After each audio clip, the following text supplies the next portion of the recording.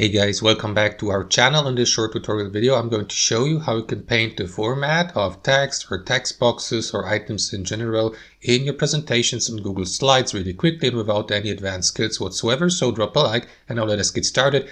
Now doing this is actually super simple. As you can see, we're on this example presentation here. I created for the sake of this tutorial. So let's assume I would like to copy the format of that text box here, including, for example, the font style, the font size, the color, the alignment, and so on and so forth, to a text of another text box like that one here below, without adjusting everything one by one. So you can simply copy or copy the format of that text box by simply highlighting the given text you would like to copy the format of, and after that click on this button here at the top, paint format, just like that with your left mouse, and mark the text you would like to copy the format for, like in this case this text here at the bottom. Release your left mouse and there you go. As you can see, the format has been copied one by one. So now this text box or this text here has the same text format, font size, font style, alignment, color, and so on and so forth as the text box above. And that's basically it, guys. That's how I do it. Hope you enjoyed this video, got some value from it, and we'll see you next time on our channel.